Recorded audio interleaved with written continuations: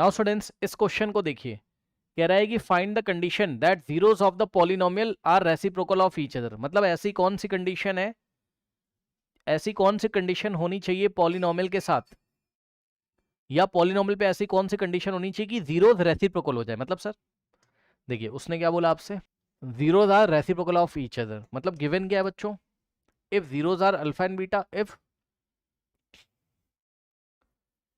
Zeros are alpha and beta, है ना, तो ये एक दूसरे के रेसिप्रोकल है। कहने का मतलब क्या है, या तो ऐसा हो सकता है क्या, अल्फा की जो वैल्यू है वो बीटा के रेसिप्रोकल करने से मिलती है, मतलब alpha is equal to 1 upon beta, इसका ये मतलब है। या तो ऐसा, अब कुछ बच्चे बोलेंगे सर ऐसा नहीं हो सकता क्या, कुछ बच्चे बोलेंगे सर ऐसा नहीं हो सकता क्या,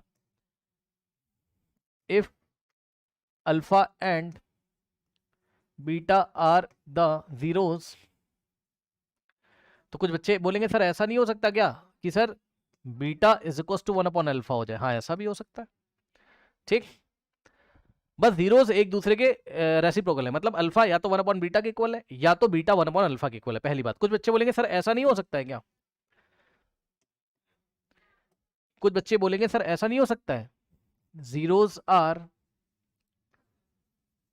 अल्फा एंड 1 अपॉन अल्फा। हाँ हो सकते हैं, फर्स्ट जीरो अल्फा है और दूसरा अल्फा का रेसिप्रोकल 1 अपॉन अल्फा है। जो करना है वो कर लीजिए, हर तरीके से क्वेश्चन आपका हो जाएगा, ठीक है, समझे।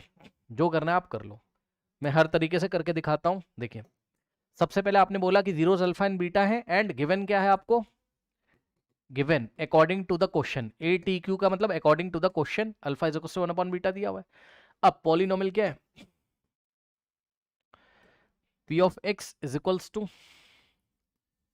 ए x square plus b x plus c. अब बताओ प्रोडक्ट ऑफ जीरोस अगर हम निकालें, प्रोडक्ट ऑफ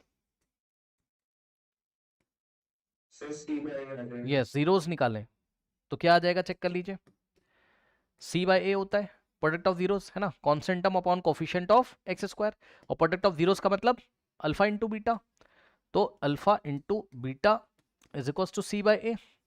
यानी कि अल्फा की जगह हम क्या रख सकते हैं, 1 अपॉन बीटा, तो अल्फा की जगह हमने क्या रखा, 1 अपॉन बीटा इंटू बीटा को बीटा ही रहने दो, सी बाय ए। तो बीटा से बीटा कटेगा तो क्या आ गया यहाँ से, yes c by a is equal to 1 आया, c by a is equal to क्या आया, 1 आया, चेक कर लो, c by a is equal to 1 बचा। अब सुनो, किसको ये नहीं सॉल्व करना आता है, सी तो ऐसे ही रहेगा और ए इंटू 1 ए हो जाएगा। यानी कि बच्चों अब बताओ, अगर हमने जीरोस को एक दूसरे के रेसिप्रोकल माना तो क्या आ गया, सी इज इक्वल टू ए आ गया। सी इज इक्वल टू ए का मतलब क्या होता है, इसको लैंग्वेज में लिखिए, सी क्या है बताओ, कांस्टेंट टर्म, हाँ कांस्टेंट टर्म किसके इक्वल आ रहा है, इज इक्वल्स टू ए क्या है, कोफिशिएंट ऑफ एक्स स्क्वायर। और ये बात आपको याद रखनी है, ये कोफिशिएंट ऑफ एक्स स्क्वायर। सुनिए बच्चों, ये आपके एमसीक्यू में एग्जाम में आ सकता है, 102% क्वेश्चन आ सकता है। फिर से सुनिए, जीरोस को रेसिप्रोकल होने के लिए, जीरोस को रेसिप्रोकल होने के लिए क्या कंडीशन नेसेसरी होती है, हो सके तो याद कर लो। किसी क्वाड्रेटिक पॉलिनोमियल के जीरोस एक दूसरे के रेसिप्रोकल तभी होते हैं जब क्या होता है बच्चों, कांस्टेंट टर्म किसके इक्वल होता है, बोलो बोलो बोलो, ये टॉपिक है अपने आप में एक तरीके का, समझ लो। हाँ हाँ, कोफिशिएंट ऑफ एक्स स्क्वायर के इक्वल होता है, तभी ऐसा होता है। सी इज इक्वल टू, अभी एक दो एग्जांपल देंगे आपको, लेकिन कुछ बच्चे ऐसे करना चाह रहे थे, तो अगर आप ऐसे करोगे तब भी हो जाएगा, क्योंकि आपने क्या कहा अभी प्रोडक्ट ऑफ जीरोस, तो प्रोडक्ट ऑफ जीरोस यानी कि अल्फा इंटू बीटा करोगे तो क्या आ जाएगा, सी बाय ए, ठीक। तो इस बार आप क्या करोगे, अल्फा को अल्फा रहने दोगे, बीटा की जगह क्या रखोगे, 1 अपॉन अल्फा, अल्फा की जगह अल्फा, बीटा की जगह 1 अपॉन अल्फा, कट गया, और सी बाय ए वापस से वही रिजल्ट आएगा, c is equal to a आ जाएगा, यानी कि constant term is equal to coefficient of a square. हाँ बताइए, ए स्क्वायर नहीं एक्स स्क्वायर, हाँ बताओ, मैं तो डर गया। हाँ हाँ हाँ हाँ, अभी एग्जाम्पल भी दिखाऊंगा, परेशान मत होइए। अभी देखिए यही तो सवाल है भाई बोर्ड एग्जामिनेशन का, इसी सवाल को वो घुमा घुमा के 10 तरीके से पूछेगा एग्जाम में। अभी एग्जाम्पल देता हूँ, रुक जाओ, मैं तो डर गया था, थोड़ा वॉल्यूम ज्यादा थी ना। अच्छा बताना, जीरोस अगर किसी बच्चे ने ऐसे कर दिया, मान लीजिए कि zeros are alpha and 1 upon alpha, तो वो कंडीशन को तो फुलफिल कर रहा है ना भाई, उसने क्वेश्चन में क्या बोला था, जीरोस एक दूसरे के रेसिप्रोकल हैं, तो चेक करो भाई, ये फर्स्ट जीरो है आपका, और ये आपका क्या है, सेकंड जीरो। तो बताइए बच्चों, कि कंडीशन फुलफिल हो रही कि नहीं क्वेश्चन की, बताइए। उसने क्या बोला था, जीरोस रेसिप्रोकल ना एक दूसरे के, तो भाई चेक करो ना, अल्फा 1 अपॉन अल्फा का रेसिप्रोकल है, 1 अपॉन अल्फा अल्फा का रेसिप्रोकल है, मानते हो कि नहीं? अरे भाई छोटी क्लासेस में भूल गए हो क्या, 2 का रेसिप्रोकल 1 अपॉन 2 होता था, याद है? और 1 अपॉन 2 का रेसिप्रोकल 2 होता था, याद है? तो ये फर्स्ट जीरो और सेकंड जीरो एक दूसरे के रेसिप्रोकल ही तो है, अल्फा 1 अपॉन अल्फा का रेसिप्रोकल है और 1 अपॉन अल्फा अल्फा का, यानी कि अल्फा का रेसिप्रोकल 1 अपॉन अल्फा और 1 अपॉन अल्फा का रेसिप्रोकल अल्फा है, तो कंडीशन सेटिस्फाइड। अब यहां पर अगर मैं बोलूं प्रोडक्ट ऑफ जीरोस निकालो, तो अल्फा ये फर्स्ट जीरो इंटू बीटा की जगह 1 upon alpha, first zero into second zero is equal to c by a ही तो आएगा, और ये कट जाएगा तो वापस से c is equal to a ही तो आएगा। कोई डाउट है जल्दी से बता दीजिए, कोई डाउट है जल्दी से बता दीजिए। नहीं, अब एक चीज दिखाऊं, अब एक चीज दिखाऊं, अब इस चीज को फील कराता हूं मैं आपको, अब इस चीज को मैं क्या कराऊंगा, आपको फील कराऊंगा। कैसे फील कराओगे सर? ध्यान से चेक करिए सर, ध्यान से चेक करिए बच्चों, सुनिए क्वेश्चन, क्वेश्चन सुनिए बच्चों, यहाँ पर क्वेश्चन सुनिए बच्चों। मैंने आपको एक पॉलिनोमियल दिया, p of x is equals to 2x square, है ना, प्लस x माइनस 1 अपॉन 2, नहीं प्लस 1 अपॉन 2। हाँ, अब बताना जरा बच्चों, इसमें आपने क्या देखा बताओ, इसको स्टैंडर्ड फॉर्म से कंपेयर करो जल्दी से।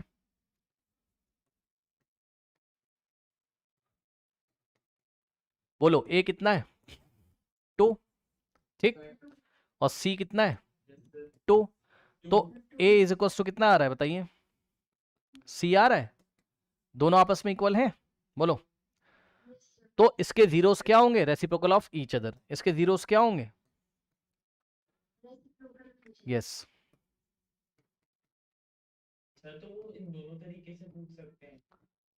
नहीं, बस मैं आपको फील करा रहा हूँ, reciprocal of each other.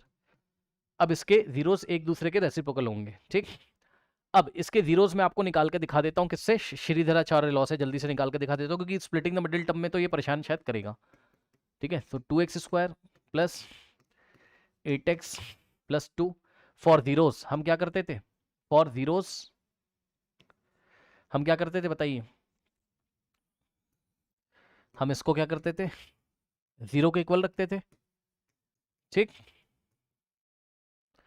Correct.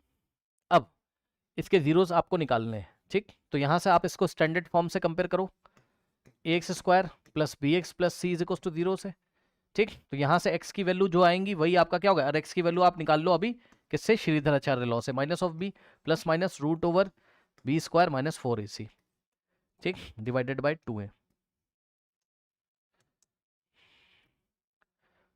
चलो निकालो जल्दी से, यस। a कितना है जल्दी से बताना जरा, 2, b कितना है जल्दी से बताइए जरा, b की वैल्यू 8 है ना, और c की वैल्यू कितनी है, c की वैल्यू 2 है, करेक्ट। तो यहां से आ जाएगा आपके पास क्या, बी स्क्वायर माइनस 4ac, तो b कितना है 8, 8 का स्क्वायर माइनस 4 इंटू ए की जगह 2 और सी की जगह 2, ठीक। तो 8 का square 64 minus 4 to the 8 to the 16, तो यहाँ से क्या जाएगा 14 minus 6 is 8 and 5 minus 1 is 4, 48, ठीक। तो माइनस और b की जगह कितना रखोगे आप 8 और प्लस माइनस और root over b square minus 4ac की जगह आप कितना रखोगे बताओ 48 और डिवाइडेड बाय 2 इंटू ए की जगह कितना रखोगे 2, चेक कर लो। अब रूट ओवर 48 का क्या मतलब होता है, ये मैं पहले ही आपको साइड में बता देता हूँ। रूट ओवर 48 का मतलब क्या होता है, रूट ओवर 16 इंटू 3, तो 16 का स्क्वायर रूट 4, 4 रूट 3 यहाँ से आ जाएगा, ठीक। तो आप इसको क्या लिख सकते हो बताओ, minus 8 plus minus root over 48 को क्या लिखा आपने 4 रूट 3 डिवाइडेड बाय 2 2 जा 4, यहाँ से आ गया। अब सुनो क्या पढ़ा है क्लास में, एक बार बीच में प्लस लेंगे और एक बार क्या लेंगे माइनस, तो x के दो वैल्यूज आएंगे, कैसे, देखो यहां जो साइन लगा उसको लगे रहने दो, एक बार बीच में प्लस और एक बार बीच में माइनस, तो जो हमारा अल्फा आएगा वो कैसे आएगा, अभी हमारा x आ चुका कितना minus 8 plus minus 4 root 3 divided by 4। अब ध्यान देना जरा, अल्फा कैसे आएगा, माइनस 8 तो ऐसे ही रहेगा और एक बार बीच में हम यहाँ प्लस चूज करेंगे, तो plus 4 root 3 by whole divided by 4।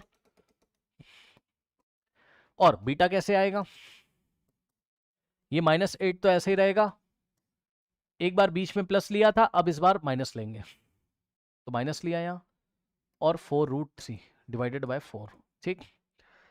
अब जरा ध्यान देना, अल्फा इज इक्वल्स टू, इसमें से ऊपर से क्या कॉमन आ रहा है 4, -4 नहीं लिया है, 4 कॉमन लिया है, तो 4 2 ज़ा 8 होता है, -2 आएगा और प्लस यहाँ 4 चला गया तो √3 एंड डिवाइडेड बाय 4।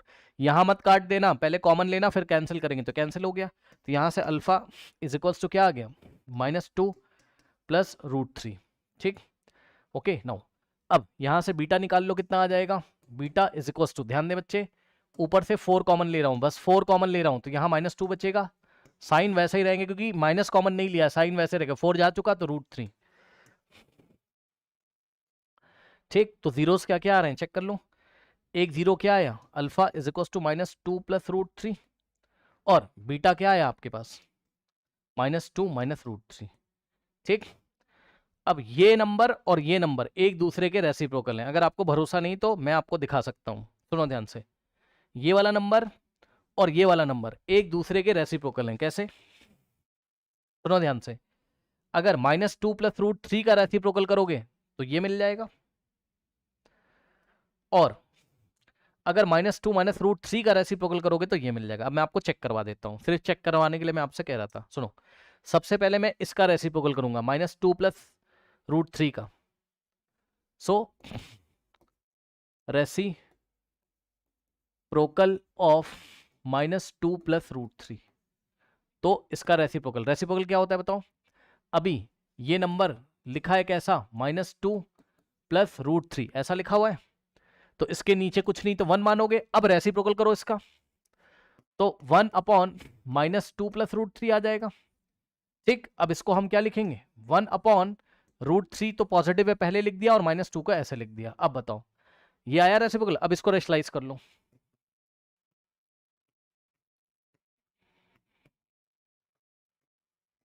√3 प्लस 2 से न्यूमरेटर में और √3 प्लस 2 से डिनोमिनेटर में मल्टीप्लाई करोगे, यहां से क्या आ गया, √3 प्लस 2 इंटू 1 √3 प्लस 2, और डिवाइडेड बाय, नीचे देखिए a minus b into a plus b क्या होता है,